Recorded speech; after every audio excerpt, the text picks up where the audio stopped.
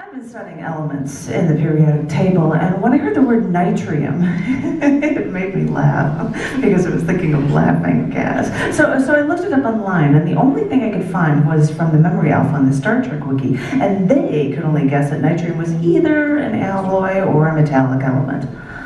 But the history buff in me remembered that nitrium is a variant of natrium, which was the original name for the element sodium. I mean, doctors even call low sodium levels in the blood hyponatremia, even still. So, as I read up on my Star Trek wiki, I suddenly realized how essential this nitrium really was. If you remember basic chemistry, sodium reacts violently with water, disintegrating or even exploding. No, you're thinking of salt, and that's not straight sodium. That's why it mixes with water. You're okay with that one. But as I read, nitrium, which was the first name of sodium, was prevalent in asteroids and was used in the many places in the construction of the Federation starships. Now, when it comes to our own bodies, sodium, or should I say nitrium, controls blood pressure and blood volume. It's essential in our bodies to keep everything running smoothly. So it makes total sense that Galaxy-class starships use nitrium in their ships, from computers to engines to even life support systems. Nitrium was so crucial to the cost of living. You see, I expanded my research from Star Trek Wiki to straight-up Wikipedia, and I discovered that parasites were actually eating the nitrium all over the Enterprise, jeopardizing that ship's integrity. Because, as I've learned, with every periodic table element out there, there's a good side and a bad side. If nitrium is used all over the Enterprise, something could easily go wrong to destroy the ship as well. I mean, think of it. In our own bodies, when sodium, or nitrium, reacts with water, it forms sodium hydroxide.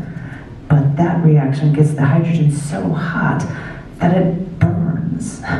And if nitrium was the original name for sodium, that probably explains why you never see a Galaxy-class starship entering a planet's atmosphere.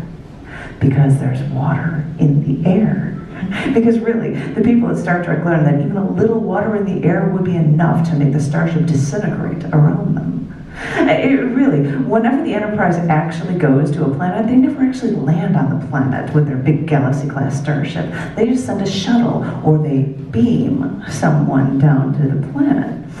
Because if this case, that water in the air that's embedded in the atmosphere, that water would react with the sodium, that water would react with the nitrium, and it might actually do the Enterprise in. As I said, with all the elements I've studied, there's a good side and a bad side to them. We might desperately need them, but there also may sometimes be something that'll do us in if they're mixed in just the right way. Because if you sit in a lab in the 21st century, you can watch this element react with water in a beaker. And if you're going where no one has gone before in the 24th century, you might have to be sure that your nitrium-rich ship sees no water in space and finds no parasites that might eat you out of your only way back home.